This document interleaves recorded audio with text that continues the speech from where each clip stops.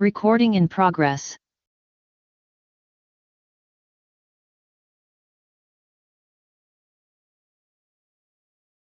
Recording stopped.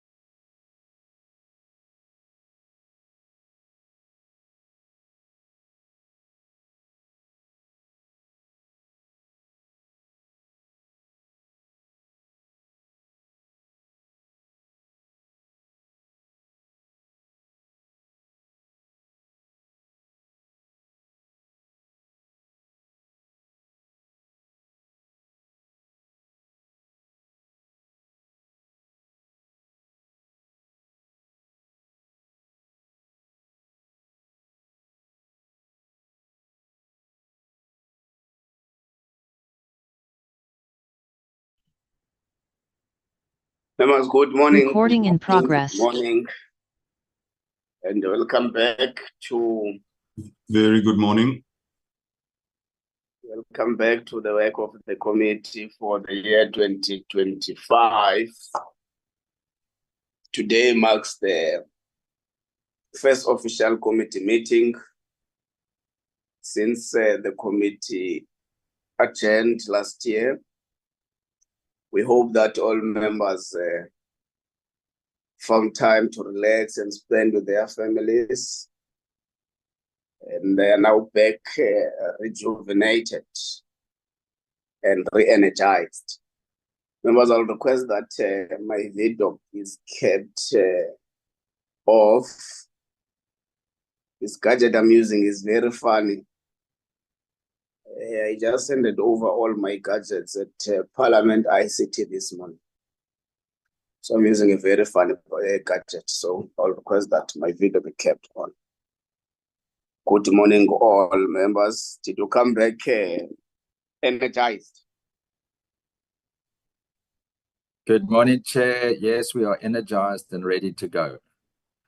Yes, Chair, we are ready. Thank you. Good to see you. We are not just DM you. Chairperson, good morning to you and to all members of the committee and all on the platform. Yes, we are energized. Not only are we energized, we are turbocharged. Thank you very much, DM. Good morning to you as well, and the entire delegation you are leading from the department. Members, today we are considering the reservations by President Cyril Ramaphosa on the RICA Amendment Bill. On the 15th of November 2024, the Speaker of the National Assembly received a referral letter from President outlining his reservation as it relates to the RICA Amendment Bill, which members I think will recall that was submitted to Parliament by the 6th Parliament towards the end of 2023. It emanates then from a case of Amabungane versus the Minister of Justice, which declared the then RICA Act as unconstitutional, such that it did not cater for some of the issues that are outlined in that court judgment, which would not go to detail on those now. So we'll receive a presentation from the Department of Justice and Constitutional Development on the President reservations on the RICA Amendment Bill. The delegation is led by the Deputy Minister, Andrew Snell. We have officially received an apology from the Minister for today's meeting. Committee Secretary, do we have further apologies? Good morning, Chair. I've got one from Mr. Nomvalo. He says he might join us, but it's not sure at the moment. Mr. Nomvalo's apology is noted. Any other apologies, members? Good morning, Chair and honorable members. My name is Zoleka. I'm the PLO to Minister. I have submitted the apology for Minister. She won't be able to attend today. Thank you. Yes, we can confirm that we did receive the letter detailing that. So the Minister's apology is also noted. DM, you will brief us from the side of the department on the reservations by President Ramaphosa on the RICA Amendment Bill. You introduce the report, and therefore you will also tell us with whom are you with as a delegation of the department in the committee meeting today. TM, over to you.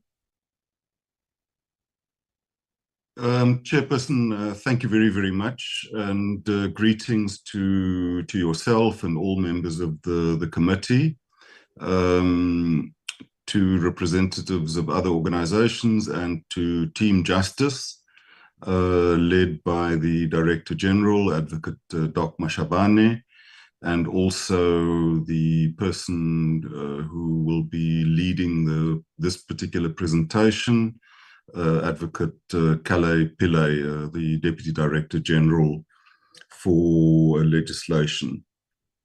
Chairperson, thank you very much. I will be very, very brief, just to make about 5 key points. The first is that the matter that's before the committee involves the ability of our democratic constitutional state to intercept communications of citizens and others, and to do that in the interests of safeguarding both the safety and the security of our state, but also to assist our law enforcement agencies in the fight against crime.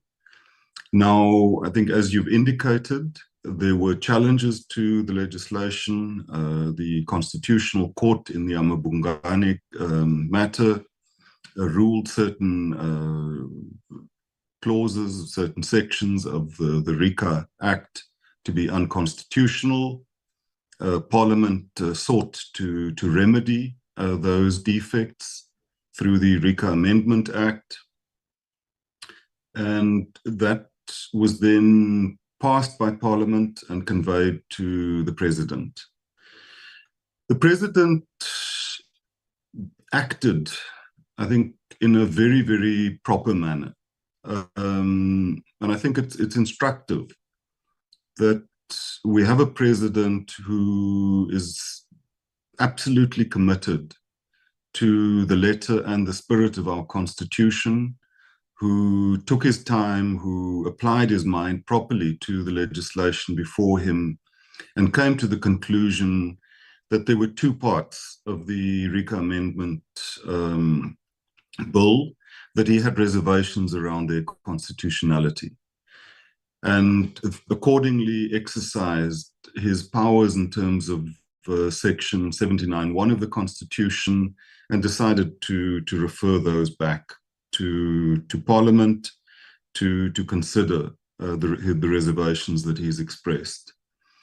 I say that because at one and the same time, we are dealing with a piece of legislation that is extremely important And it is extremely urgent that we attend to these matters so as to allow the relevant agencies to do their work in line with the Constitution and the law. At the same time, we're acutely aware that we live in a world where increasingly issues of cybersecurity and the privacy and the confidentiality of communications of private citizens is coming under attack. And therefore, we need to maintain that balance of providing sufficient legal avenues for our state organs to do their work, but at the same time to safeguard our rights as citizens. The presentation that will be led by the DG and the DDG Pillay will unpack the reservations expressed by the President and referred to Parliament. Secondly, they will also unpack the provisions of the joint rules of Parliament that outline how such a referral should be handled by Parliament. And thirdly, they will speak to proposals that Parliament could consider in dealing with the reservations expressed by the President. So, Chairperson, with that, I would then, with your permission, request the DG to introduce the presentation and then also to hand over to DDG Pillay. Thank you very much. Thank you very much, Director General Advocate Doc Mashabane. Thank you very much, Honorable Chair. Thank you very much, Deputy Minister, and good morning to all the honorable members. I'll ask my colleagues to upload the presentation, and without much further ado, I think aligned to the introduction that the Deputy Minister has already done, and ask that DDG Pillay take us through the slides. Thank you very much, Chair. DDG, can we upload it? Good morning, Chairperson. I think the presentation is being flighted by the committee. Am I right, Vunani? Good morning. No, it is from your side. Tabisil is doing it. Okay. Thank you, and good morning, Chairperson, Deputy Minister, and honorable members, and the DG. Tabisile, could you just put this on slide presentation, please? On the screen show, sorry. Okay. Whilst you are dealing with that, DDG, Committee Secretary is Mir Silkstone in the meeting. Yeah, I'm here. Ms. Silkstone, please prepare yourself just for 2 minutes after the presentation before the members engage the way forward to just do a snippet on the joint roll 235 on the procedure that and all the options that are available for the committee to take. Thank you. Yes, Chairperson. Thank you. DDG, you can proceed. Thank you, Chair. Maybe move to the next slide. The referral of the bill in terms of the Constitution. On the 15th of November 2024, the President referred the bill in terms of Section 79(1) of the Constitution to the National Assembly for reconsideration. And just as an overview, Section 79(1) provides that the President must either assent to, sign a bill passed in terms of this chapter, or if the President has reservations about the constitutionality of the bill, refer it back to the National Assembly for reconsideration, which is why we are here today, Chairperson. Section 79(2) of the Constitution provides that the joint rules and orders must provide for the procedure for reconsideration of a bill by the National Assembly and the participation of the NCOP in the process. Section 79(4) of the Constitution provides that if after reconsideration a bill fully accommodates the President's reservations, the President must either assent to and sign the bill or B, refer it to the Constitutional Court for a decision on constitutionality. Next slide, please. In terms of the joint rules, the rules deal with bills referred back by the President, which applies to bills which the President, on account of reservations about the constitutionality, as in terms of Section 79 of the Constitution, referred back to the Assembly. Joint Rule 235(2) provides that the Assembly Committee to which the remitted bill is referred by the Speaker, A, subject to Sub-Rule 3, must consider and confine itself to the President's reservations. B, may request where the referred bill must be considered by the Assembly only, the Speaker, or both houses, the Speaker and the Chairperson jointly, to request clarification from the President on the President's reservations. C, must confer with the corresponding Council Committee if 1, the reservations relate to a procedural matter that involves the Council, or 2, the bill concerned is a Constitution Amendment Bill that was passed by the Council or a Section 76 bill. And D, must report to the Assembly on the President's reservations in accordance with Sub-Rule 4. The next slide, please. Joint Rule 235(3) provides that the committee may make consequential amendments or amendments that do not affect the substance of the bill to clauses that are not the subject of the President's reservations. The committee's report referred to in Sub-Rule 4 must clearly identify consequential and non-substantive amendments. Joint Rule 235(4) provides that if the committee agrees with the President's reservations, the committee must A, indicate the steps taken by the committee to correct any procedural defect, B, present with its report an amended bill correcting any constitutional defect in the substance of the bill or resulting from the steps to correct the procedural defect. C, make a recommendation that any procedural defect can only be corrected by the Council, or D, recommend that the Assembly rescind its decision to pass the bill and reject the bill if it regards the bill as being procedurally or substantively so defective that it cannot be corrected.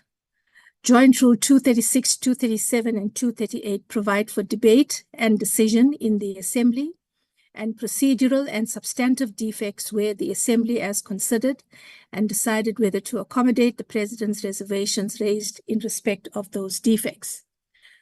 Joint Rule 239 provides for a remitted or amended bill referred to the Council, and Joint Rule 240 provides for defects that cannot be corrected. Joint Rules 241 to 244 provide for the procedure of the remitted or amended bill referred to the Council in terms of Joint Rule 237 or 238(2). So the basis of the referral by the President. The President's letter to the Speaker referring the bill to the National Assembly state that the President has a number of reservations as to the constitutionality of the bill, which led him to conclude that in its present form, the bill may not pass constitutional muster and may therefore be vulnerable to constitutional challenge. The letter notes that the bill, 1, establishes a process of automatic review, the new Section 15C, but no review lies in decisions made in terms of the new Section 25A2B, which is an application for suspended post-surveillance notifications. 2, does not address the lacuna highlighted by the court that the designated judge has no means to meaningfully verify the information placed before her or him. And 3, nor has the bill inserted safeguards needed due to the ex parte nature of applications, and in particular applications in terms of Section 25A2B. Next slide, please.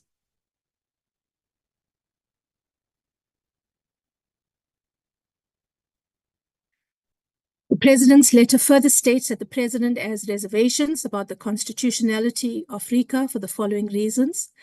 The bill remains unconstitutional insofar as decisions in terms of 25A2B may lead to a subject of surveillance never being notified of the surveillance, and insofar as no review being possible of a decision in terms of 25A2B to indefinitely suspend post-surveillance obligations.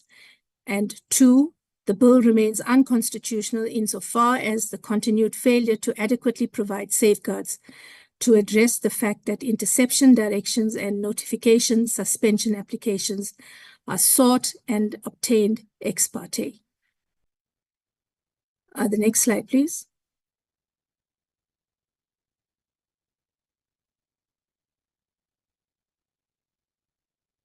I seem to have lost the presentation on my side. Is that the same for everyone?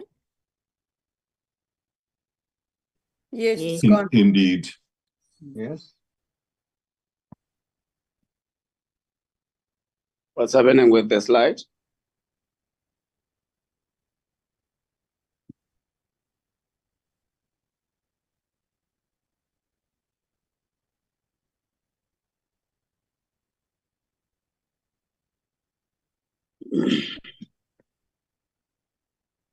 Okay, DDG. Chair, if everybody has the presentation, I could read from mine. Yes, but yes. I'm not able to. That's what I was going to say. The committee secretary and the person who's flighting will attend to the flighting of the slide. Proceed with the presentation because it would have been sent to members some time ago. So some of the contents of it we are aware of. So you can proceed. Thank you, Chair. Thank you, Chair. So I move to slide 7. So in slide 7, we give a background of RICA and the basis for the RICA Amendment Bill. The bill amends the regulation of interception and communications and provision of communication-related information.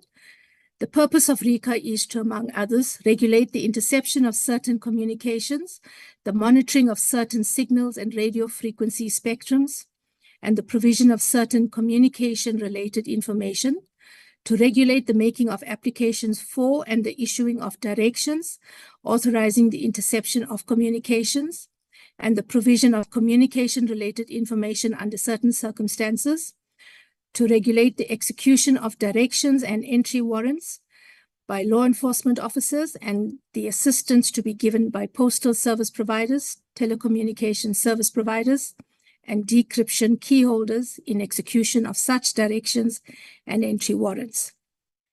RICA provides that all forms of interception and monitoring of communications are prohibited unless they take place under one of the recognized exceptions set out in the Act. RICA provides for surveillance to be undertaken by law enforcement agencies in the requisite manner set out in the Act on application, which surveillance is in relation to serious offences, actual or potential threats to the public health or safety, national security, or compelling national economic interest of the Republic, organized crime or terrorism, or property which is or could be an instrumentality of serious offences or the proceeds of unlawful activities. Slide 8. RICA was challenged in the High Court, where it was argued that it is unconstitutional to the extent that it fails to provide adequate safeguards to protect the right to privacy, as it does not provide for a subject of surveillance to be notified. It fails to ensure the independence of the designated judge and lacks any form of adversarial process or other mechanisms to ensure that the intended subject of surveillance is protected in the ex parte application process. Chairperson, if I may just pause to indicate why we are referring to the High Court judgment and the Constitutional Court judgment. It is relevant for us to consider both because in the drafting of the bill, we took into consideration what both the judgments said and how it went about to be confirmed by the Constitutional Court to gain further guidance on the drafting. So moving on to the second bullet point, the High Court held that RICA is inconsistent with the Constitution and declared it invalid to the extent of the inconsistency. It suspended the declaration of invalidity for 2 years and as interim relief to apply during the period of suspension, read in extensive provisions relating to post-surveillance notifications, the appointment of the designated judge, and surveillance of lawyers and journalists. It did not read in relief relating to the ex parte argument. On confirmation proceedings in the Constitutional Court, which we commonly refer to as the Amabungane judgment, the court had to decide issues relating to the interception of communication and constitutional challenges to RICA. At the heart of this matter is the right to privacy in terms of Section 14D of the Constitution, which RICA implicates as legislation permitting surveillance for state security. On slide 9, the court acknowledged the importance of the right to privacy, which is tied to dignity. It also acknowledged the importance of the purpose of state surveillance, which is to investigate and combat serious crime, guarantee national security, maintain public order, and thereby ensure the safety of the Republic and its people. In light of the nature and extent of the limitation of the right to privacy in RICA, the court asks whether there are reasonable and justifiable safeguards in RICA that adequately lessen the limitation of the right to privacy. The Constitutional Court identified 5 main constitutional issues relating to RICA in the Amabungane judgment, and we briefly set it out as follows. 1, the notification issue. 2, the independence issue and the designated judge. The ex parte issue. 4, the management of information issue. And 5, the practicing lawyers and journalists issue. Relevant to the bill on the grounds set out by the President, the court expressed itself as follows on 3 key issues: the notification issue, the ex parte issue, and automatic review. On slide 10, the notification issue. RICA operates in such a manner that interception directions in terms of RICA are applied for and granted and implemented in complete secrecy, so a person who is the subject of surveillance never becomes aware of this. Post-surveillance notification of the person who was the subject of state surveillance is a less restrictive means and should be the default position, which should be departed from only where, on the facts of the case, the state organ persuades the designated judge that such departure is justified.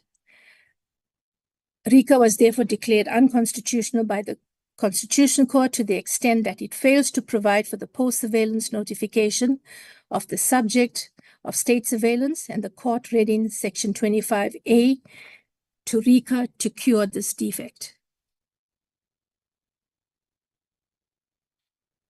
On slide 11, the ex parte issue. The issue with the obtaining and granting of surveillance applications without notice to the person surveilled and without hearing them. The reason for this is clear. The surveillance would be pointless if the subject was aware of it. The High Court judgment was referenced, which discussed the possible role of a public advocate and the option of a panel of 3 designated judges. The Constitutional Court held that the choice of safeguards to address the inadequacies resulting from the ex parte nature of the process is something best left to Parliament, and that RICA is unconstitutional to the extent that it lacks sufficient safeguards to address the fact that interception directions are sought and obtained ex parte. On the issue of automatic review, the Constitutional Court made a motto raised the concept of an automatic review as a possible safeguard, which Parliament may consider as a complementary mechanism tied to post-surveillance notification. Automatic review is not an unknown quantity in our legal system. Other possible safeguard, which Parliament may consider given the context in which the current surveillance regime exists. To the extent that automatic review would add to the volume of the designated judge's work, the court held that Parliament is best placed to assess whether the number of designated judges should be increased and whether the number could be stipulated by Parliament or determined by the Minister. So in going about to address the challenges and the finding of unconstitutionality, this is how we sought to present the RICA Amendment Bill to address those concerns. The current provisions in the bill to address the ex parte nature of surveillance application is a two-pronged solution. One, the designation of a review judge and the automatic review of applications by the review judge, who has the power to confirm, vary, or set aside the decision of the designated judge within specified timeframes. And two, the introduction of a mandatory post-surveillance notification to the subject of surveillance within a specified period, providing for the withholding of notification on application in limited circumstances.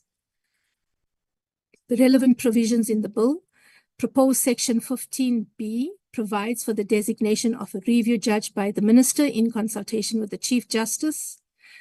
Proposed section 15C provides for the powers and functions of the review judge and provides, among others, that the judge must consider and either confirm, vary, or set aside any decision made by the designated judge in terms of RICA and in respect of specific applications within a specified time period. And three, the proposed section 25A provides for post-surveillance notifications, and it largely mirrors the reading in by the Constitutional Court, deviating in substance on section 25A2B, which provides that if the notification has the potential to impact negatively on national security, the designated judge may, upon application by a law enforcement officer, direct that the giving of notification be withheld for such period as may be determined by the designated judge. Slide 13. I continue with what our RICA sought to address the concern: public comments and the DOJ CD responses. The department closely and carefully considered the public comments on the bill as it progressed through Parliament and responded to these comments in the Portfolio Committee and Select Committee. The department also compiled an extensive and detailed research note on public advocates, which was presented in both committees. In responding to the issue of delayed post-surveillance notifications, I will read some excerpts of the department's responses. The department is of the view that judges must be entrusted to properly discharge their functions impartially and fairly, taking into account all relevant factors, including the balancing of national security interests and privacy rights. Further, the judge will not be required to speculate on the potential to impact negatively on national security.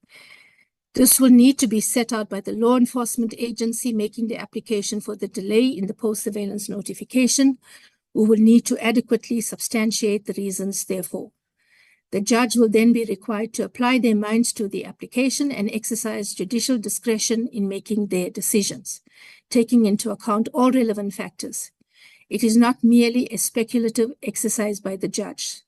The provision empowers the designated judge to allow the withholding of a notification for a period that the designated judge may deem necessary based on the reasons provided.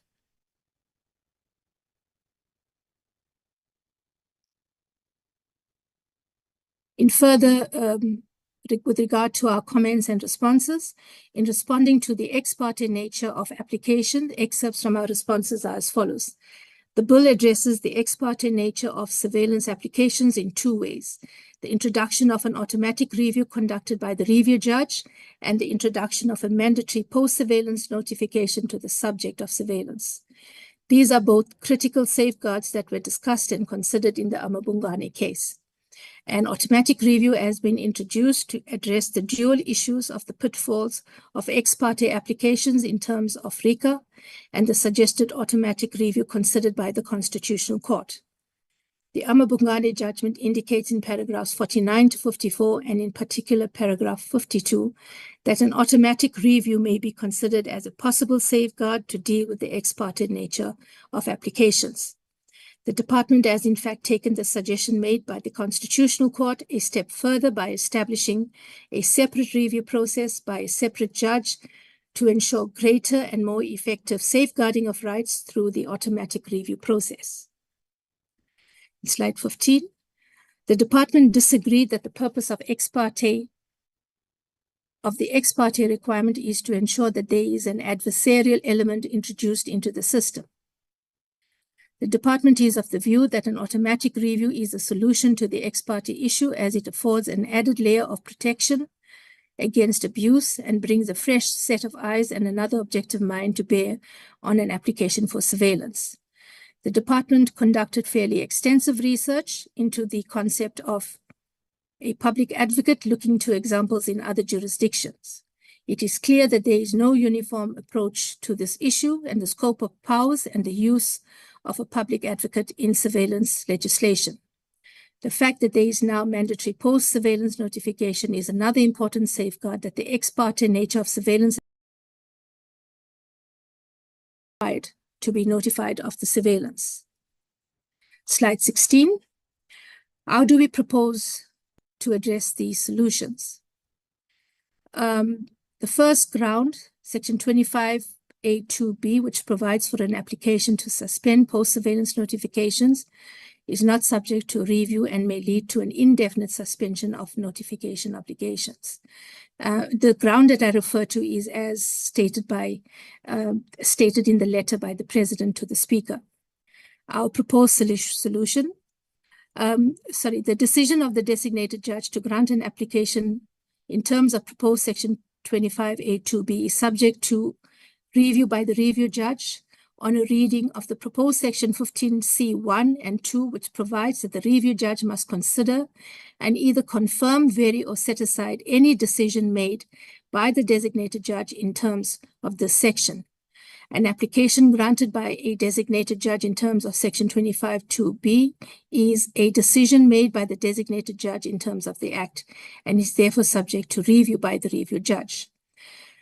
The department proposes that proposed Section 15C, powers and functions of review judge, refers specifically to Section 25A2B. And further, we propose that Section 25A2B make provision for mandatory periodic reapplication for the continued withholding of the notification to the designated judge every 12 months. Slide 17. Ground 2, as per the President's letter, inadequate safeguards to address ex parte nature of applications. The bill sought to address the ex parte nature of surveillance applications by the designation of a review judge and the automatic review of applications, and the introduction of a mandatory post-surveillance notification to the subject of surveillance. Slide 18. The department proposes several options to address this ground. Firstly, by providing for a panel of review judge to ensure enhanced oversight, and B, providing that the review judge have quasi-inquisitorial powers and can request additional information from the applicant within specified timeframes through the issuing of directions before making their decision, and in the case of urgent directions, requiring that information as soon as reasonably possible thereafter. Or C, providing for the expanded functions of the review judge to allow aggrieved subjects of surveillance within 60 days of receipt of the post-surveillance notification from the relevant law enforcement agency to apply to the panel of review judges for reasons for their decisions, and a review judge on receipt of this application must provide these reasons to the applicant within 30 days of receipt of the application. B, the reasons could be specified in a standardized format, the date, such as the date on which the review judge gave the decision and whether they confirmed, varied, or set aside the decision of a designated judge. The section in RICA in terms of which the application was made, and if the review judge was satisfied that the requirements for the application were met.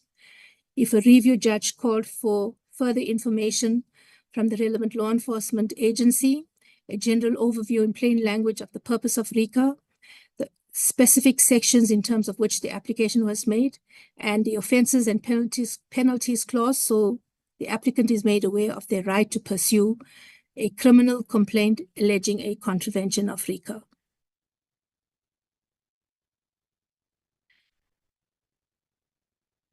Further, with regard to the issues with the introduction of a public advocate, The High Court considered the issue and held that safe to conclude that measures are needed to overcome the absence of adversarial process.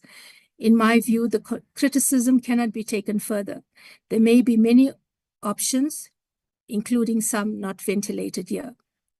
The Constitutional Court stated further in this regard to the public advocate, I prefer not to comment on the participation of a public advocate as one such safeguard.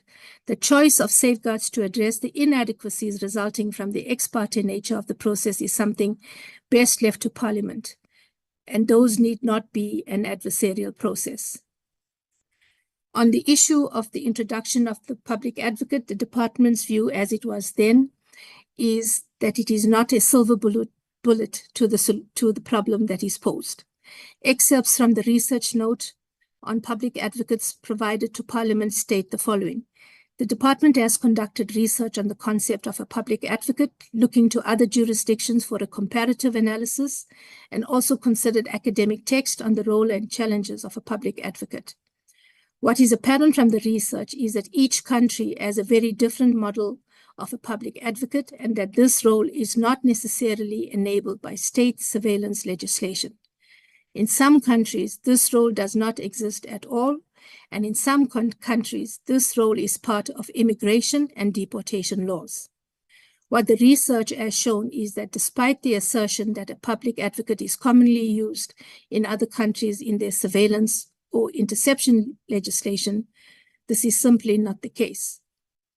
If a public advocate is proposed during this round of deliberation, the department would suggest a thorough, careful, and closely considered approach. On slide 20, parliamentary deliberation of the bill considered the mandatory appointment of a panel of designated judges as follows. The department considered the mandatory appointment of more than one designated judge, as suggested by the High Court in Amabungani, as a means to reduce tunnel vision. It must be noted that the High Court did not consider automatic review as an adjunct or alternative to the mandatory designation of 3 judges. This was suggested by the Constitutional Court. The bill was drafted to allow for the appointment of more than one designated judge. The current legislation refers to the designated judge, meaning only one, whereas the bill refers to a designated judge, providing for the appointment of more than one designated judge, but sitting separately and not as a panel.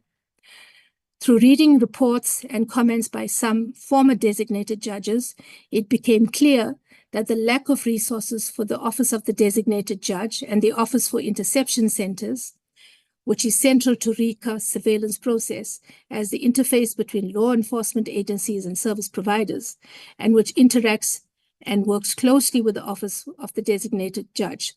The designated judge flagged the lack of resources as a major issue of concern.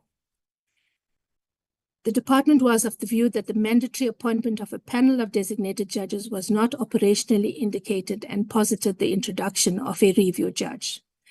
The department carefully explored options to cure the ex parte nature of applications posited by the courts and during the public hearings.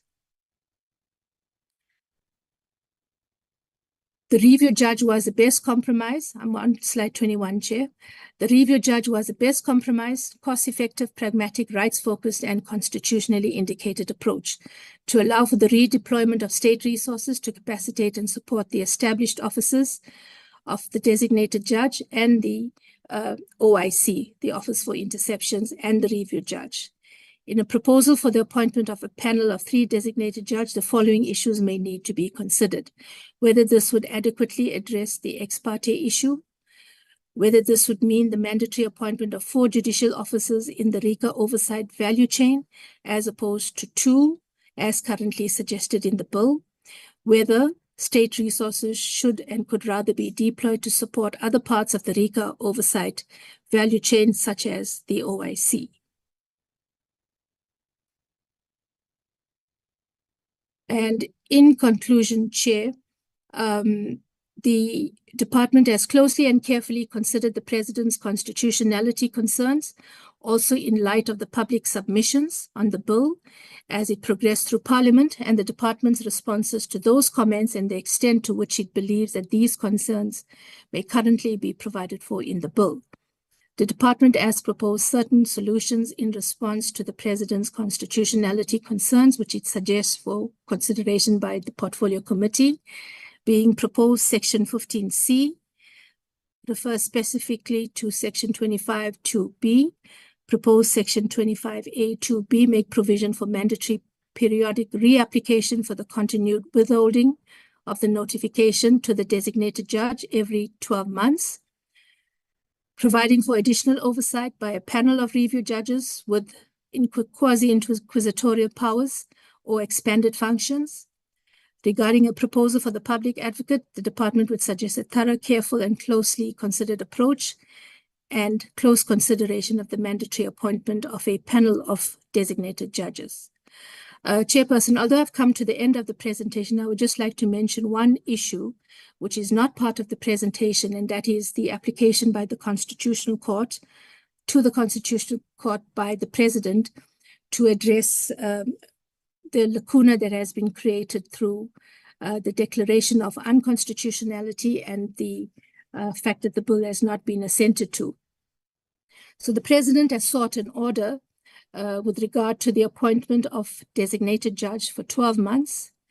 The appointment of the designated judge is by nomination by the Chief Justice. Upon the nomination, the minister must appoint the judge. And then it also proposes the mandatory appointment of 3 designated judges. And the application in terms of all sections proposed in the bill except Section 19 are to be decided by the 3 designated judges. So this, in other words, is the interim relief pending the deliberation by this committee and Parliament in terms of how to deal with the finding of unconstitutionality.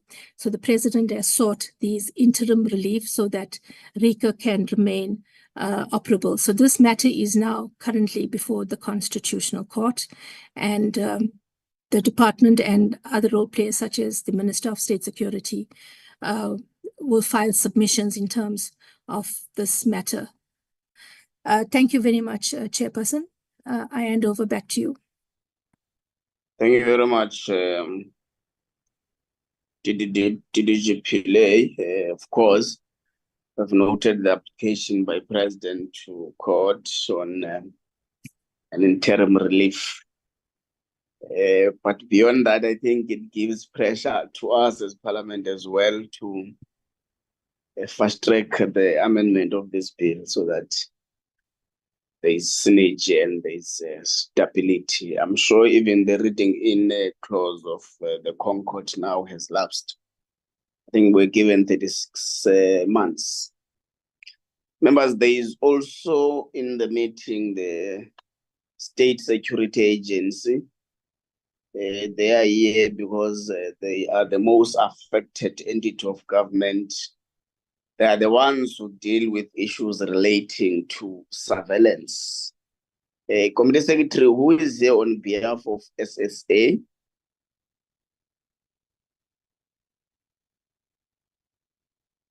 Good morning, Chair.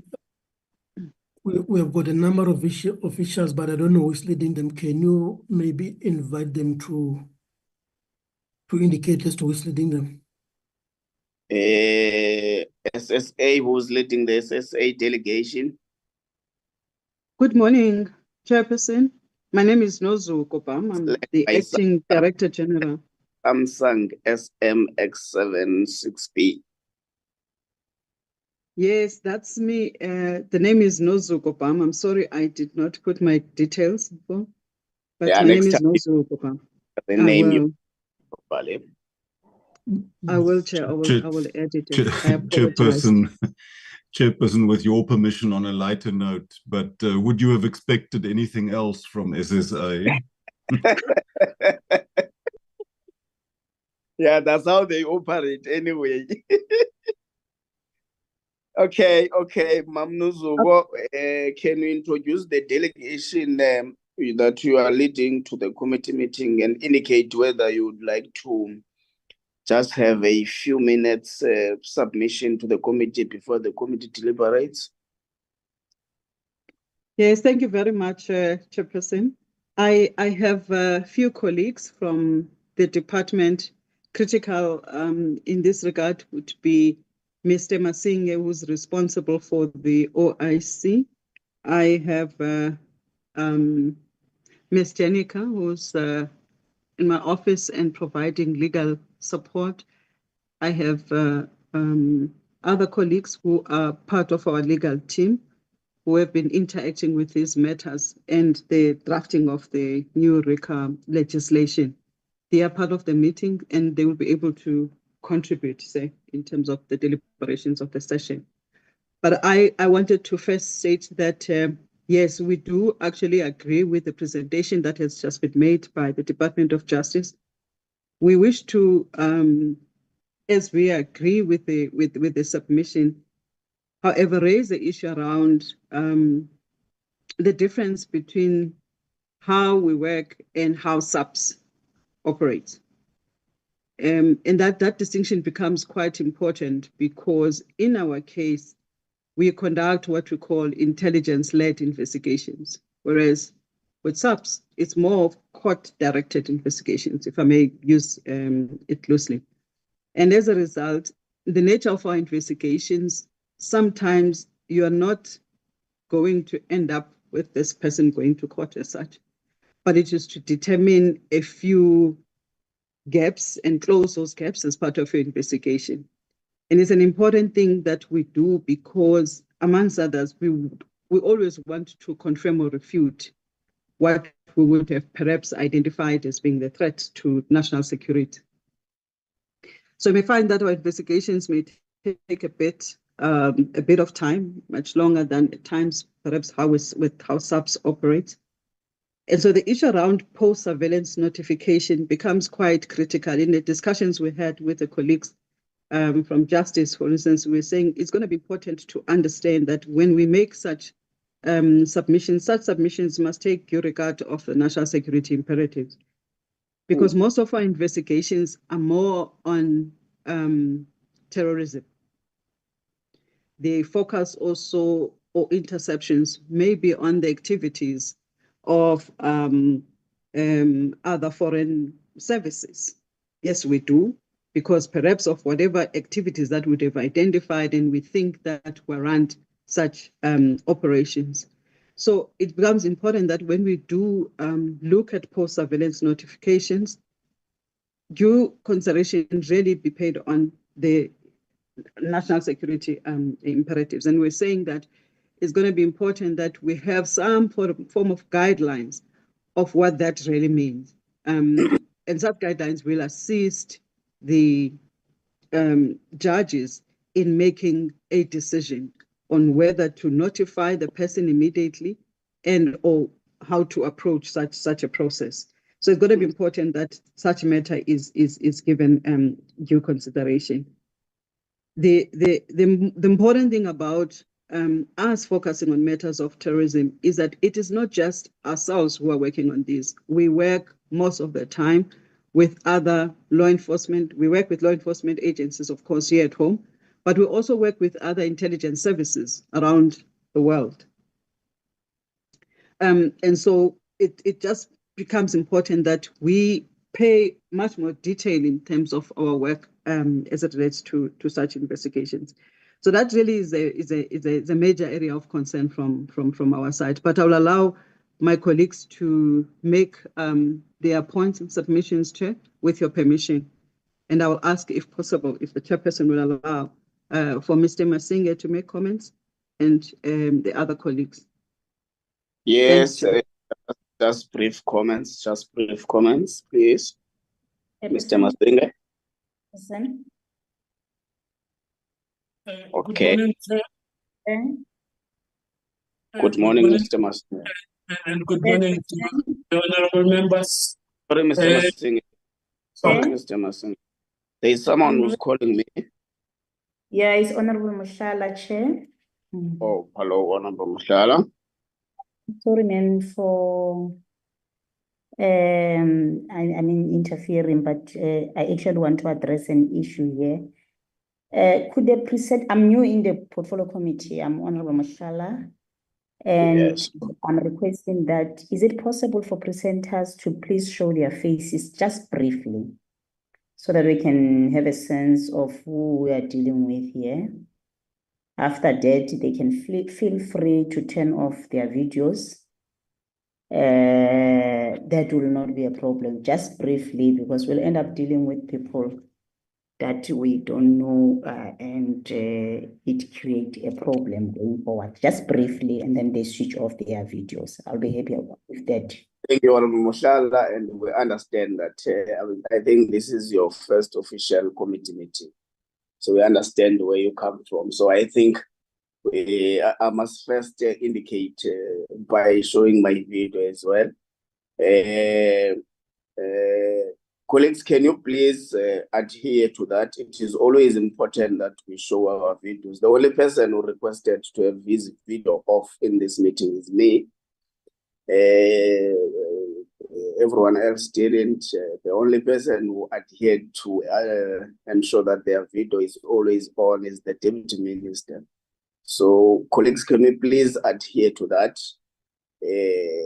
I know some may have taken, Honorable Mushala, I know some may have taken advantage of the fact that I requested as the chair because of the gadget I'm using to have my video off. So I think colleagues have taken an advantage of that situation. Colleagues, can you please adhere to that? Just show your face, then you can switch it off, then proceed.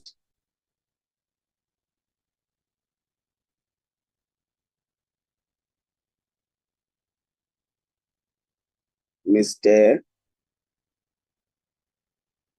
Makunge. Yes, Mr. Makunge. I'm not sure, Chair, whether you are calling for Mr. Masinge to proceed. Yeah, it looks like Mr. Masinge is, yes, I'm calling Mr. Masinge to proceed. Okay, no, that's myself. Yeah, we can see. Okay. No, thank you very much for the opportunity.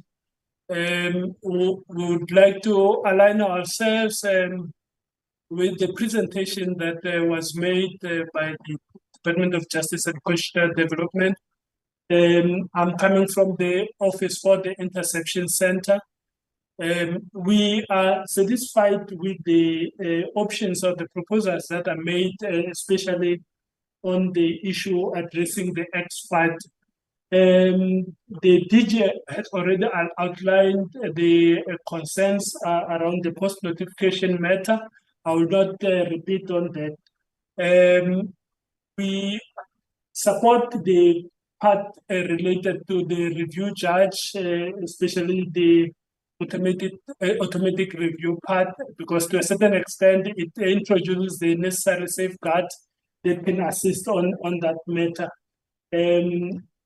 Other than that, I would not really say much, just to confirm, and thank you for the opportunity. Thank you. Thank you. Ms. Nuzuko, who was the third person?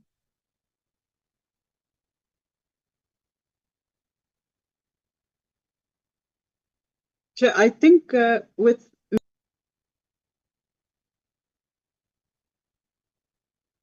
You got cut when you said, I think.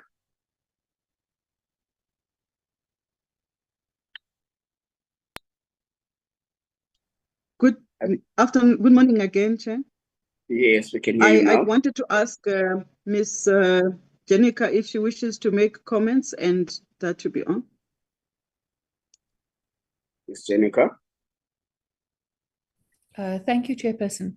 Chairperson, I think we just want to add that while these amendments that are being discussed are to remedy certain concerns which the Constitutional Court has raised, there is also a process of a comprehensive review of RICA which is underway, and which the agency is clearly playing a role in.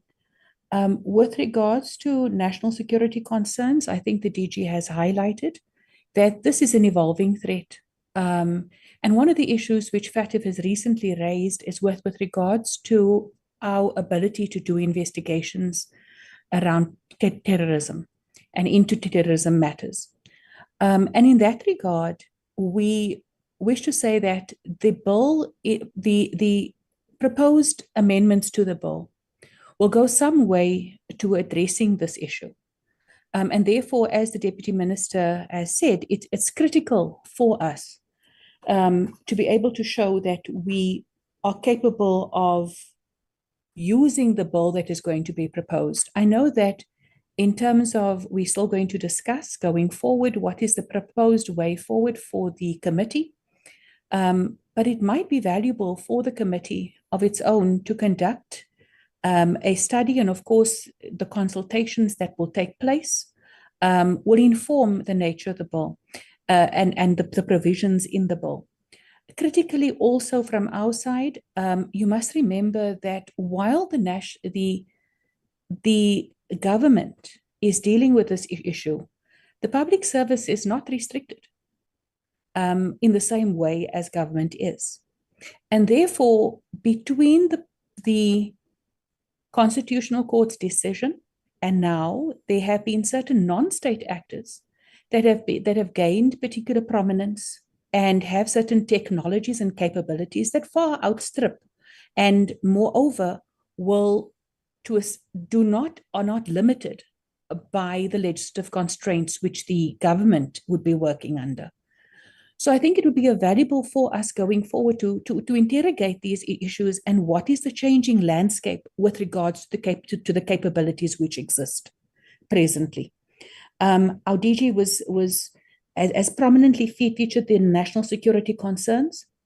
And I think in that regard, what also needs to be mentioned is that, as I said, this is an evolving threat.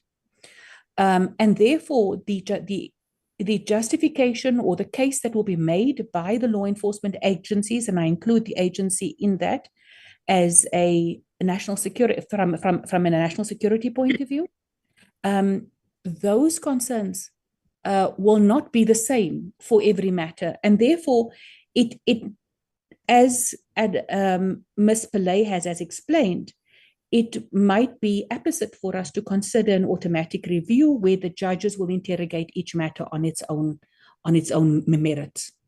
That being said, Chairperson, I think that's all from my side. Thank you very much. Members, before we come, we'll allow our content advisor to just make a 2 minutes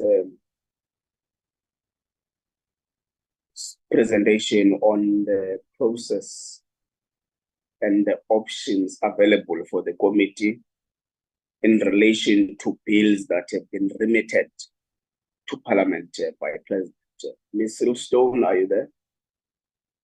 I am, Chair. I'm going to run through this very quickly because Ms. Pillay did actually mention some of the stuff already. Oh, of course, sorry. There we go. Oh. Yeah. Good morning, everybody. Good morning. I'm having to find my way around a Zoom meeting again because we've had such a long time away. Let me stop my thing. So as Ms. Pillay mentioned, Section 79(1) of the Constitution empowers the President to return a bill to the National Assembly if the President has reservations about the bill's constitutionality. Now, Parliament has developed joint rules to address, to apply to the process. So I'm going to focus on Joint Rule 235(1) because that actually is what applies to the committee itself, the committee process. So if the Speaker receives, once the Speaker has received the President's reservations, he or she must refer the bill to an Assembly committee. In our case, this was done in the form of a letter from the Speaker to the committee, and that was on the 15th of November last year, 2024. The joint rules also provide that the committee is basically limited to the President's reservations, to considering the President's reservations. In other words, it can't decide, okay, that it wants to fix this part of the bill or another part of the bill, unless, of course, it addresses it's a consequential amendment or a technical amendment. In addition, once the committee has received the President's reservations, the referral, which and then the reservations accompany the referral, it can ask the President to clarify the reservations further. So, I mean, I could think of an example. So, and I don't know if it applies in the situation. So, for example, if the President had got external, got legal counsel, it would be helpful to see an opinion. Then, the request for further clarification goes through the Speaker's office. I'm just checking my notes here. And then in terms of joint rules 235, 2D, and 4, if the committee agrees with the reservations, it must indicate the steps taken to correct any procedural defect in its report. And that wouldn't be applicable in this case because the defect or the identified defects are applied rather to the substance of the bill rather than there aren't any procedural issues that are raised. And then when it reports, it must present with that report an amended bill. And then the last thing that the committee can do is that if it is not, if it believes that the defects are such that it's not possible to really correct them, it can recommend to the National Assembly that it rescinds its decision to pass the bill and reject the bill. And once that happens, the bill can't be proceeded with, although it doesn't prevent someone from reintroducing a bill of a similar substance. So that, I mean, that kind of rejection might be strategic if there's just too much to fix. And then, just to kind of sum up quickly. So, the committee must limit itself to the President's reservations. It can't go off and fix other things, although it can make consequential or technical amendments. It can also ask the President to further clarify the reservations. And if it agrees with the President's reservations, it must present an amendment bill with its report. Alternatively, it can, it can also recommend that the National Assembly rejects the bill, rescinds its previous decision. And then there are other joint rules that apply. So there's Joint Rule 236 to 240, but these address the assembly process. So I'm not going to address those here. That basically sums it up. Thank you very much, Ms. Silverstone. Members, that is the long and short of the presentation from the Department of Justice and Constitutional Development, which has been Chair? Yes, Committee Secretary. Yeah, I think our legal services wanted to say something as well. Oh, legal services, who is here? We've got Ms. Zingisa Zenani. Ms. Zingisa, there was no indication that you'll be attending before we started. Would have welcomed you at that time. Can you proceed with your input? Thank you, Chairperson. Honorable members, good morning. Chairperson, I will be brief and just wanted to confirm a few things that have already been ventilated, especially by the department. First is the issue of the court application. It is indeed correct that the President, the extension of validity that was granted by the Constitutional Court expired on 4 February 2024. So there is no interim provision to address the unconstitutionality that was identified by the Constitutional Court in the Amapungane matter.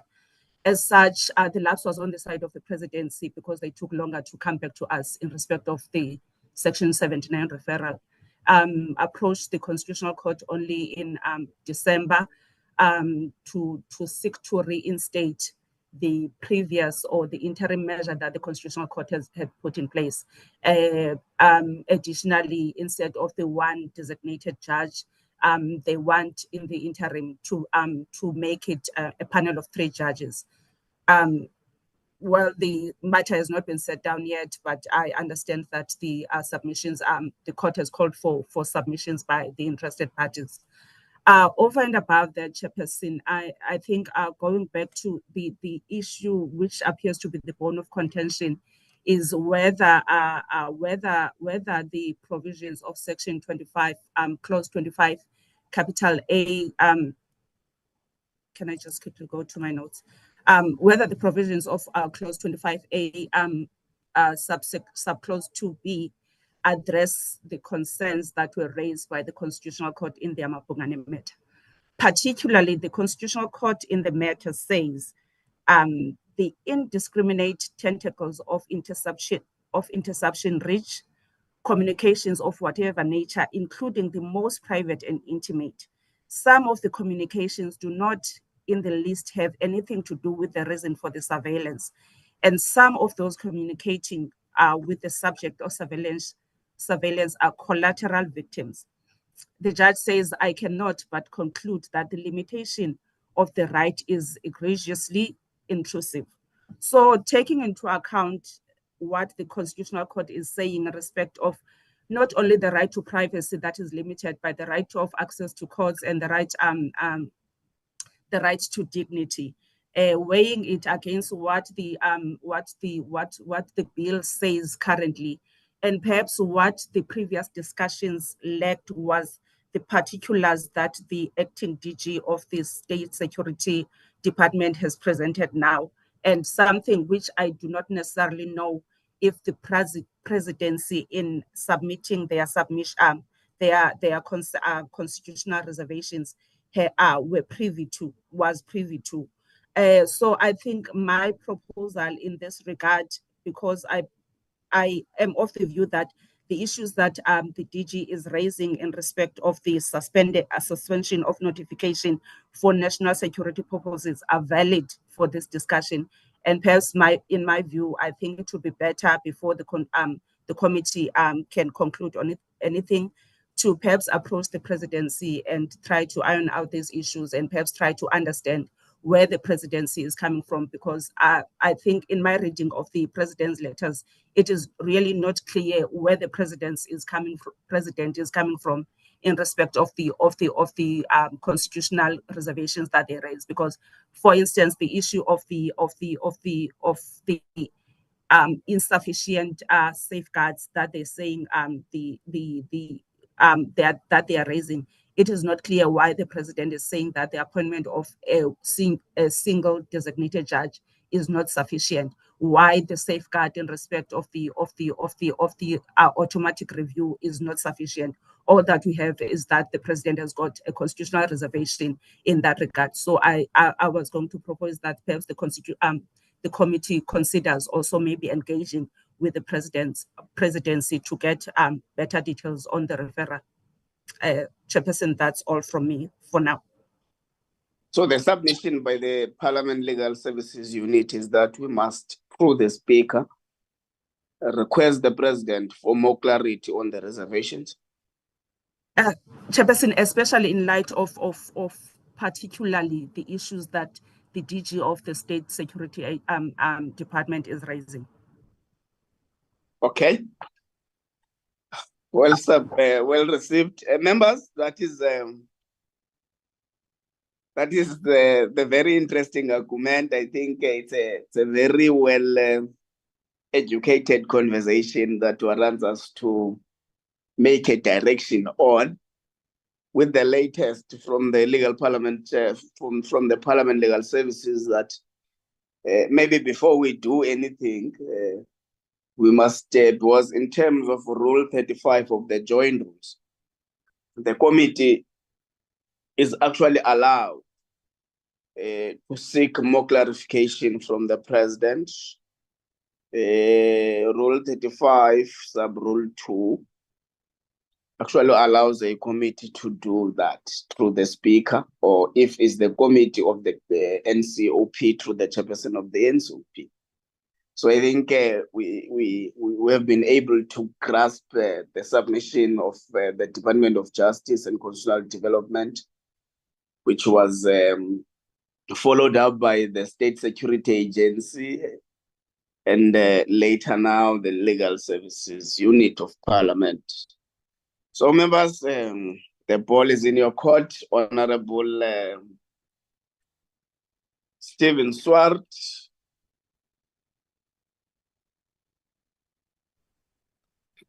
Good day, colleagues. Sorry, Honorable Swart. Honorable Dennis Breitenbach. Honorable David Matava. That's Honorable Mushala. Yes, members, in that order, Honorable Swart, you can proceed. Thank you for the presentations from the Deputy Minister, colleagues.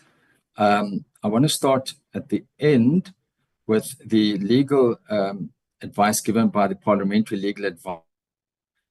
Possibly we need a written opinion, given what she has alluded to, that we could consider. Also from the SSA, a written submission as well with their concerns, which seem to be very valid.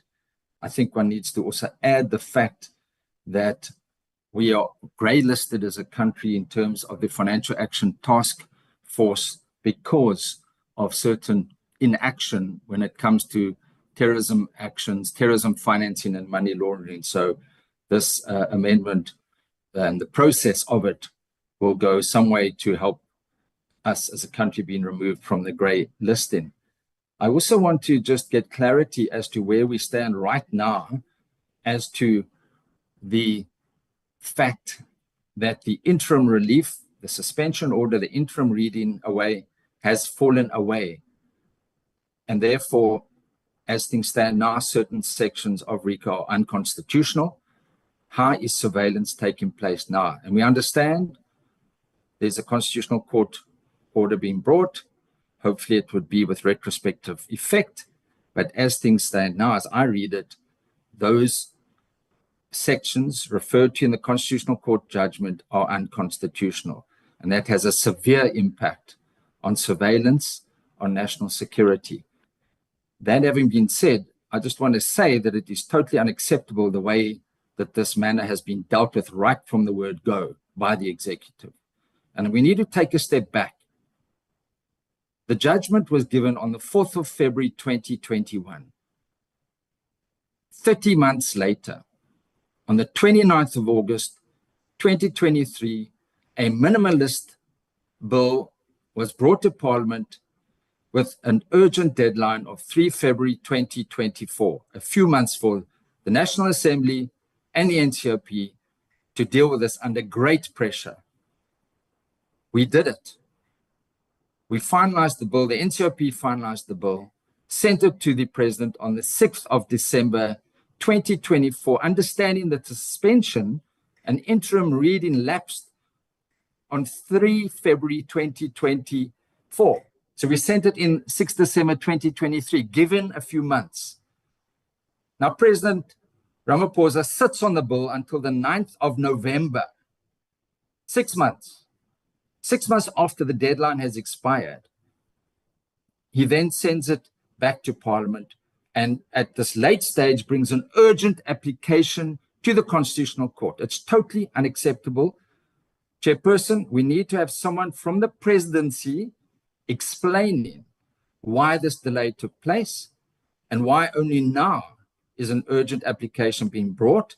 Why wasn't it envisaged when we referred it as Parliament to the presidency that there were substantial, or what in his view, constitutional issues that would require his attention to the matter, and possibly then already an urgent application to the Constitutional Court? So I just want to express our displeasure, and this matter is raised continually in the Whips Forum, the leadership of Parliament, as to the delays with the executive in bringing bills to Parliament when there are Constitutional Court deadlines. And this we need to address in this 7th Parliament with great vigor. Chairperson, I want to just remind us that when the committee filed its report on this amendment in November of 2023, we made it abundantly clear that it was a minimalistic approach, falling short of a comprehensive review of RICA. We gave the minister until January 2025 for a comprehensive review. That has not been done yet. So whilst I think the SSA referred to a comprehensive review taking place, we need an update from the Deputy Minister as to when will we expect that comprehensive review, bearing in mind that that report that was tabled mentioned January 2024. Chairperson, when you get the merits of the matter, clearly a lot has to be done urgently to bring this into line. And I would support what members have said, what the department has said. We need to look very carefully at this. There's a very tight deadline now.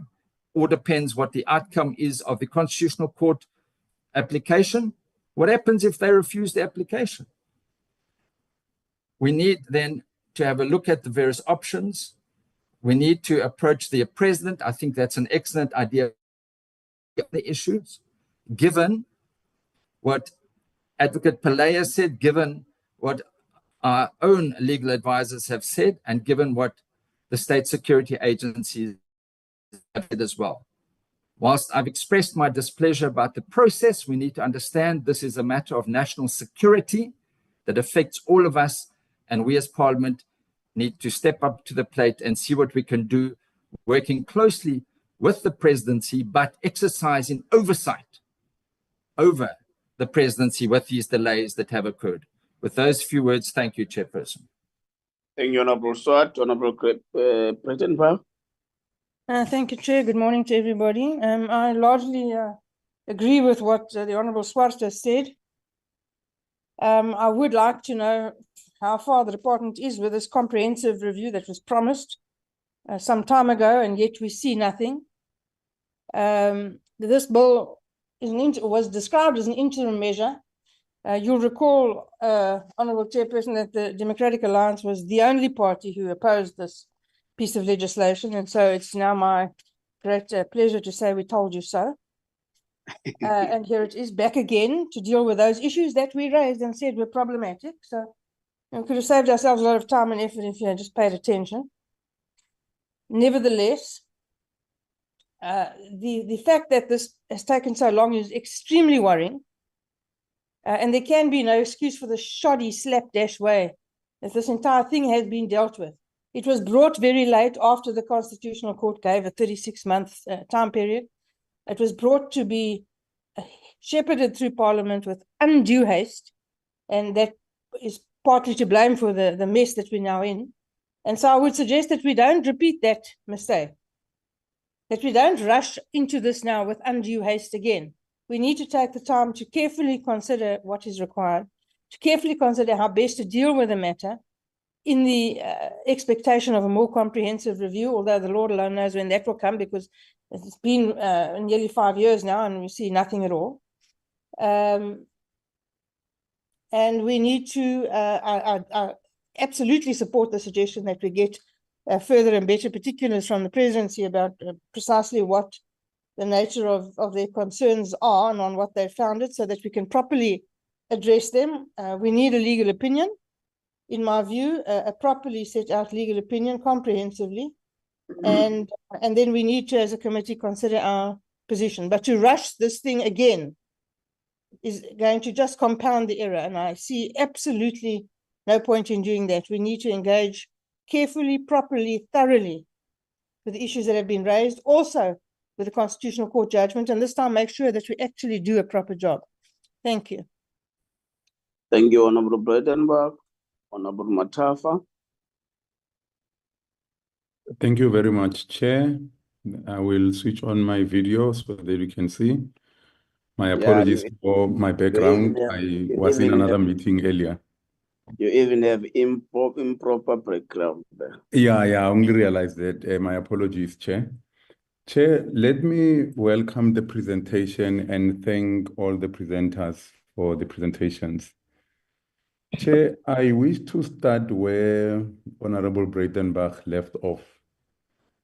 That whilst we agree and note that the SSA and the department are in agreement on the recommendation as well as the contents of the presentation, we solicit a legal opinion. But as we solicit a legal opinion on whether the recommendations as made will move the bill closer to constitutional master, we also need to establish how far is the president's application with the Constitutional Court. And maybe as a way of clarity, maybe the department can assist to clarify me. Hello, are you the one who deal with my understanding, Chair, is that the president's application is aimed. Chair, I think you are speaking in the background. Okay, thank you, Chair. My understanding is that the president's application seeks to have an order that closes the legal gap between the judgment of Amabungani and the time that the Section 79 process is concluded. If I can be assisted in that regard, I will be really happy. Why I need the clarity, Chair, for the benefit of the committee, I think it is also important that as we seek legal opinion, we also establish the main purpose of why is the president requesting this order. And based on his application, when the order is granted, will it have any bearing on the recommendations as made by the department? So for me, Chair, those are the only issues that I would have wanted to speak to. But the last point will be on the one of public participation. If whether will the committee be required to resume another round of public participation on the amendments as presented in response to the reservations by the president. But again, Chair, I wish to agree that we confine ourselves to the president's reservation and do not introduce consequential changes, but only address the recommendations as presented.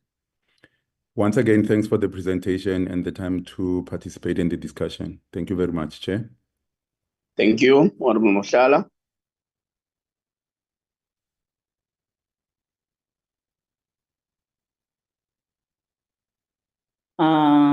No, thanks so much.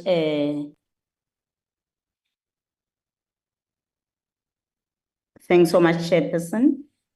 I'm not going to be long. It's just few information that I want to charge on. But I also want to start with the issue of getting clarity from the president. So what I will want to say is, we must also acknowledge that the clauses that the president highlighted on, as I go through the clauses, indeed, they require attention as much as we need the clarification from the president. But these clauses indeed need attention. There are noticeable gaps that need to be addressed, even though the current response is far from sufficient. The gaps in the proposed legislation, we cannot ignore them, and it is critical that they be rectified to ensure that the bill reflects the agency and effectiveness that our people deserve.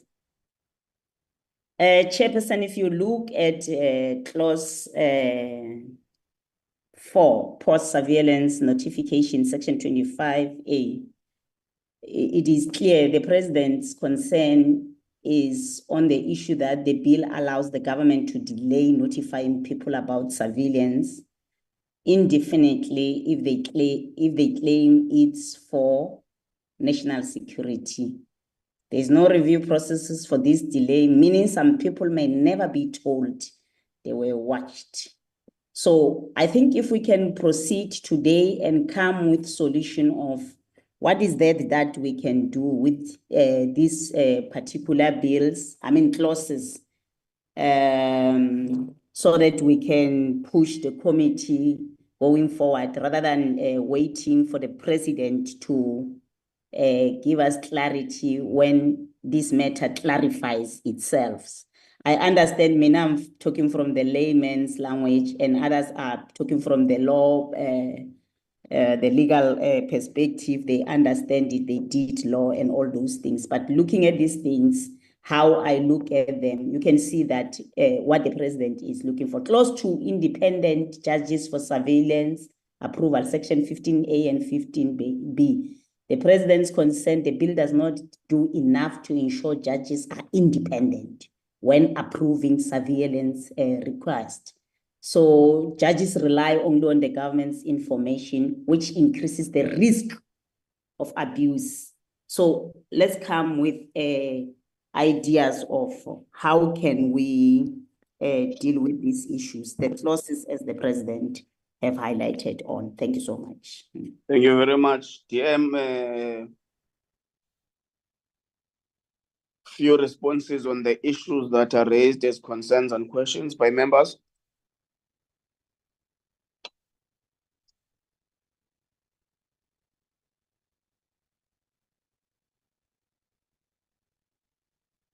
Deputy Minister Nel. Yes, Chairperson, my sincere apologies. I was just doing what advocates call robing before switching on my my camera. Yeah, moving in chamber. Yes.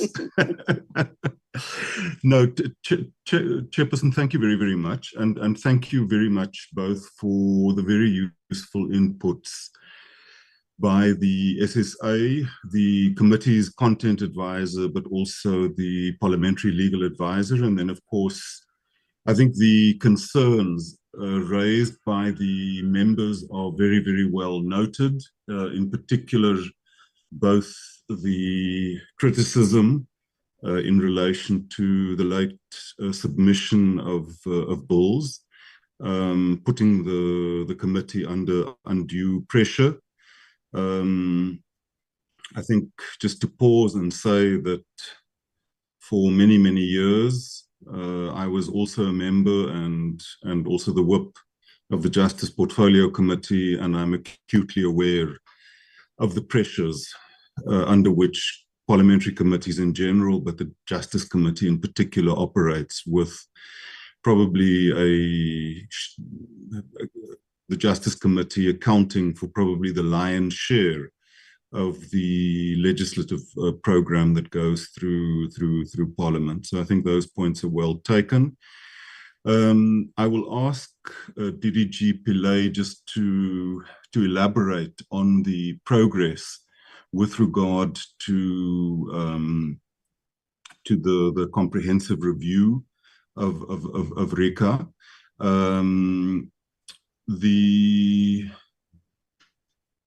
They have, I'm advised, developed a comprehensive policy document, which they will be presenting to the minister and I, but they can elaborate further on that. So, Chair, with that, I think just to say that we note and we welcome the interventions made by the members. I think just to say, and I'm not briefed here to represent the presidency. I think the presidency is more than capable of doing so itself. But as I said in my introductory remarks, I think the positive aspect of this is that the president, through his actions, I think has once again demonstrated the commitment of government to upholding the Constitution and the values and the provisions of our Constitution and ensuring that those protections in the Constitution indeed apply to all citizens. So yes, I think there was a delay, but I would take it from the point of view that the President really applied his mind and considered the matters very, very thoroughly. Just to say that the department stands ready in assisting the committee with whatever it needs in acquitting itself of its task. Thank you very much. Thank you, TM. DDG Pillay.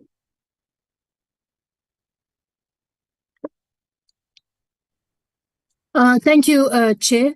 The work that we have completed on the review is as follows. We set up a team of government role players and current regulators, including ICASA, the OIC, and the relevant departments, state security, police, and defense intelligence as well. We received numerous inputs and we've developed a policy document to guide the bill. So there were some issues that require further deliberation, and that is with regard to the role of ICASA, the handling of SIM card registrations, etc. And these issues, Chairperson, are not easy to deal with issues, but we've completed our document and our proposals, which we will be presenting to our Minister and Deputy Minister shortly, which will guide the drafting of the bill. And of course, the document will have to be taken through the JCPS cluster for a discussion with the relevant parties, and then we take the drafting of the bill from there. The drafting of the bill will not be as long drawn out, because if the policy is approved, we will implement what that policy requires from us. Thank you, Chair. And further, may I add? Can you also answer the fact that if we have had a read-in provision of 36 months that expired, the bill, then the act was declared unconstitutional, the bill was not signed, the president application has not yet been adjudicated by a court of law. What is the state of surveillance laws in the country now? Chairperson, there is a lacuna currently, that is quite clear. But I think on what is that is currently being dealt with is for the law enforcement agencies to respond to. Yes. Thank you, Chair. It will have been forwarded. Thank you. SSA, can you provide us on how surveillances are conducted now that the department is conceding to the fact that there is a lacuna in law as we speak? So how do you conduct surveillances? Of course, we won't go to the debate detail, just that's a brief for the committee to understand that now that there is a gap of law, so what happens when you are required to do your work? SSA.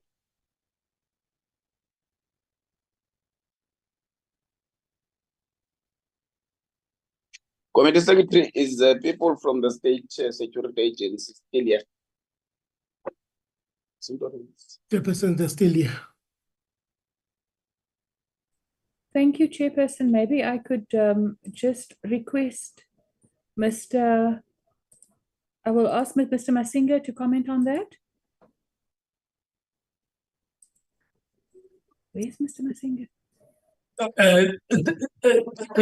Thank you very much. I see the DG was waving. I'm not sure whether she's struggling to unmute, but it's fine. Let me start just by saying, as the OIC, their responsibility is more on the facilitation process.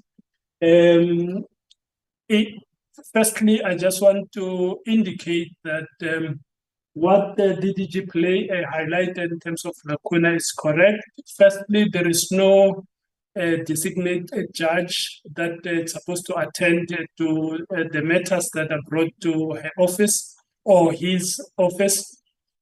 So, which is a challenge at the moment, which makes applications to be unprocessed. That's one. The other part is related to the other operations which I might not be able to respond to. I will leave that part to the SSA in particular, the digital be looking at that. So I wanted just to confirm that part without saying what is the alternative in terms of dealing with. We are aware that the police are also having a similar challenge, but I would not respond on their behalf at the moment. The challenge basically is related to applications that are not processed. Thank you. Thank you very much. Anyone else from SSA? Yes, Chairperson, I believe that the host has disabled the DG's microphone or entry into the platform. Can we just ask them to reconnect, please? Okay, no problem. Committee Secretary, please attend to that. Can we deal with questions now and concerns?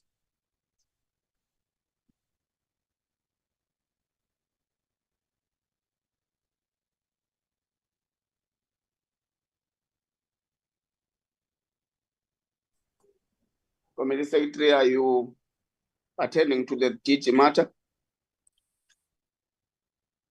Yes, Chairperson, I'm doing that. All right.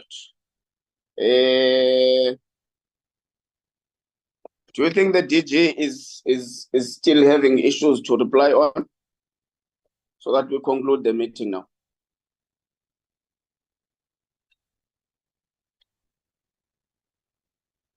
Okay, I think Chairperson, the DG was just going to respond with regards to the lacuna in law,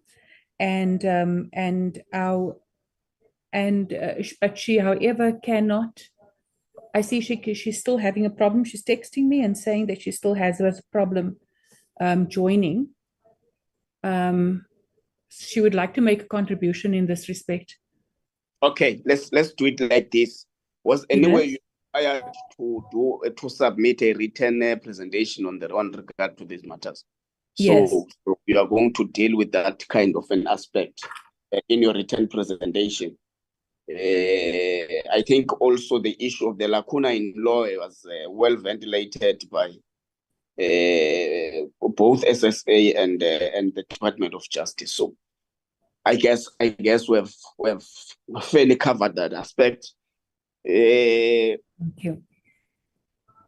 So any related issues are going to be added more in the written presentations. Members, colleagues, thank you very much for making this. Chair, my apologies. My hands up. Yes, Honorable Swart. No, Chair, I think you correctly asked for a full explanation about the gap in the law, but it's very serious, Chair. This has now been ongoing for 6 months. Yes. 6 months since the order lapsed. And now that we understand it, it impacts both SAPS and the SSA that are not able to obtain surveillance orders for 6 months. This is totally unacceptable. And Chair, we have to exercise our oversight over this. Hopefully, that constitutional court order will be granted with retrospective effect. But as things now stand, there is no designated judge, and we need to express our deepest concern about the state of affairs. Thank you, Chair. Yes, Honorable Swart, as a result that we're going to issue a statement for the end of the day today that actually speaks unto that related matter. Because indeed, this can be acceptable.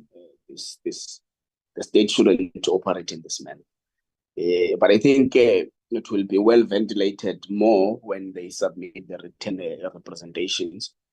Remember, we haven't gotten the submission. The only presentation that was submitted was that of the Department of Justice and Constitutional Development, which I think helps us navigate through this calamity we are all finding ourselves in. We all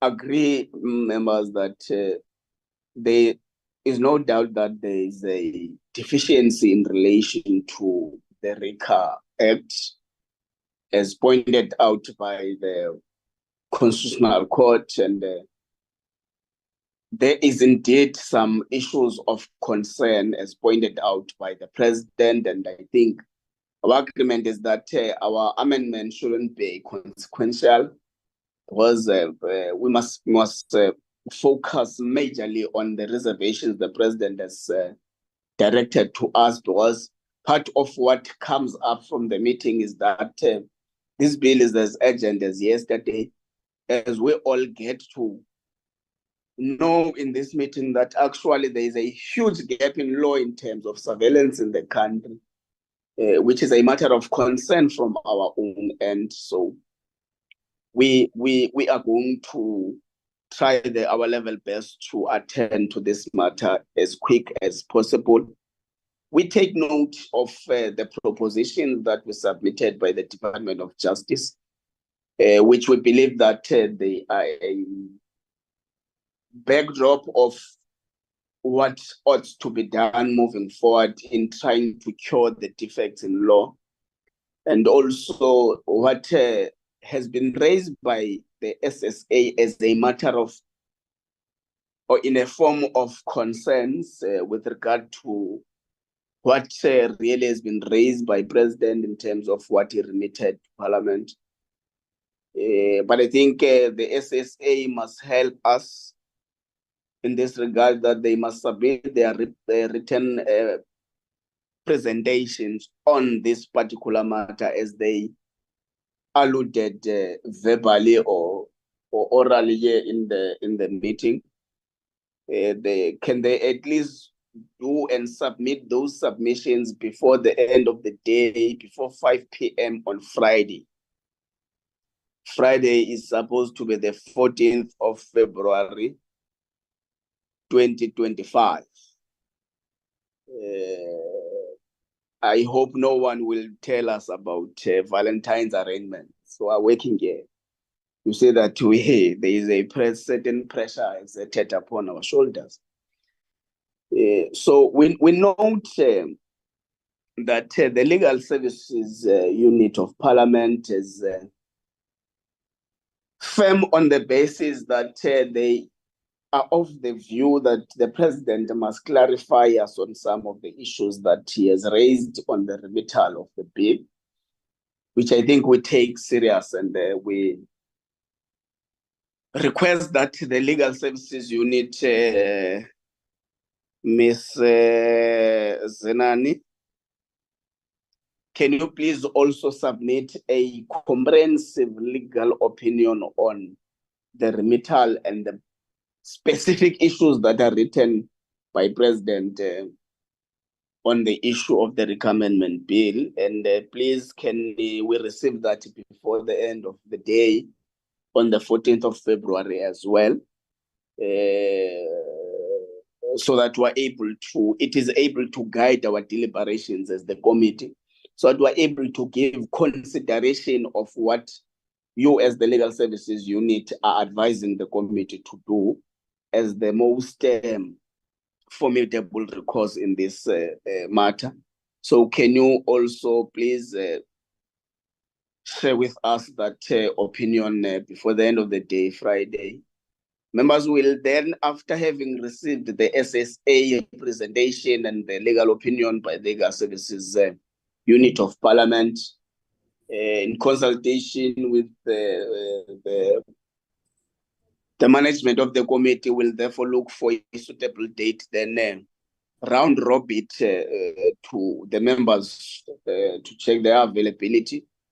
so that we set aside time to specifically deliberate on the contents and the substance of what would have been raised by President and what would have been raised by the Constitutional Court, and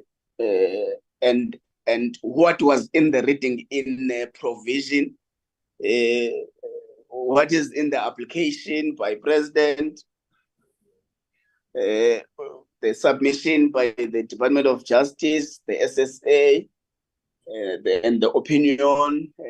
Then we are able to give a direct intervention on how the committee or how Parliament in its entirety is going to proceed in curing the defects in this bill. So we'll do that immediately after having received the SSA presentation and the Legal Services Unit opinion on this matter, so that members are versed of the actual detail of how should they approach this matter. It's a very serious matter that we all need to approach with urgent attention, because it can't be that the country continues without any law. And I think it is important that DM of the Department of Justice, that you raise this thing that sometimes the delays that happen between the submission by Parliament of a bill to the President for assent, the time period that passes there, it actually takes Parliament into a disadvantaged position if it takes longer and it is remitted, or it is referred back to Parliament for curing of defects. So I think we will plead with the executive to help us in terms of time management, because these bills actually take some time for us to complete them, and they further take some time. Of course, we appreciate and respect the fact that the executive must apply its own mind on the bills that are sent by Parliament. But of course, I think there is a need for us to be cordial and efficient in terms of time management and time passages in between the lawmaking process, so that we don't enact late national legislations and they end up being stayed in one of our offices. So, members, thank you very much. Sorry, Chairperson. Yes. Sorry, just a point of clarity, please, Chairperson. By direction of the DG, she's still not able to contribute, but she's just asked me to make to obtain some clarity from the committee, please. The SSA reports, it is overseen by a different portfolio committee. As you know, it's the JSCI. And our presence here is ready to support the presentation of Department of Justice, as we've indicated. We will have an opportunity to ventilate our challenges in the JSCI. Can the committee please assist us then? How do we avoid a conflict between these two committees? And then the second issue is that with regards to, we would like to also just raise the issue that while the SSA has been participating, we might also be able to derive value from the inputs of the police as well as defense. And therefore, we wanted the committee to just clarify for us, would it not be apposite for all of us to make our contributions through Department of Justice? No. Remember, you are here to support a presentation by the Department of Justice. That's why you have requested us to share with you as Parliament what the department would have proposed. So there is no conflict there. What you are going to send to us is an addendum to what the Department of Justice has presented before the committee, and we can confirm to you, or we can assure you that there won't be any kind of conflict that would arise between that other committee and the Committee on Justice, because This is all the work of Parliament. We are undergoing a process of attending to a bill that affects your work. So there won't be any conflict and there won't be any duplication of your roles. So yours is to just send an addendum, which is what we have contributed on in the committee. It's just you are just reducing it down into writing. So there won't be any issues to that. Did you get that? Thank you, Chairperson. We appreciate the clarity. Thank you so much. We will be making our input then. Thank you. Thank you very much, DM. Yeah, Chairperson, thank you very much. I think you've ruled on the matter, and I agree fully with that, with your ruling. I think just to say that the way I understand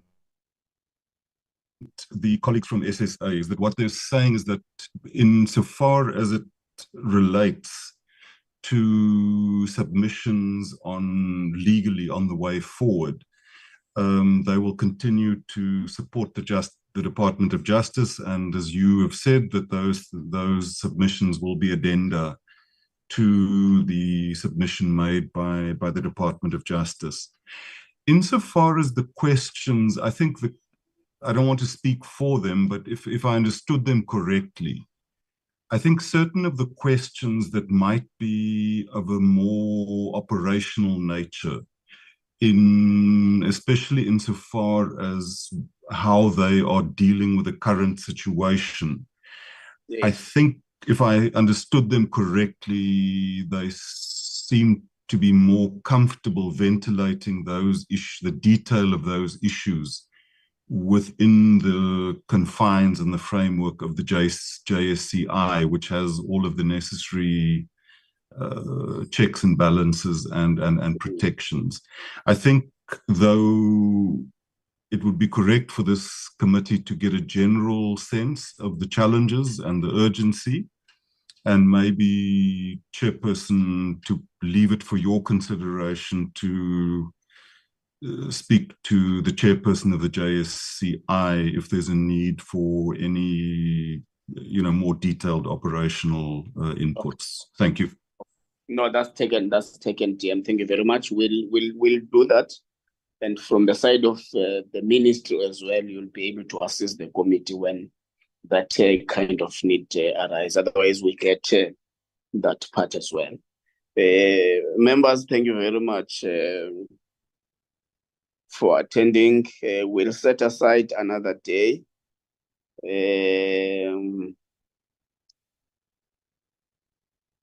We'll set aside a date. Sorry.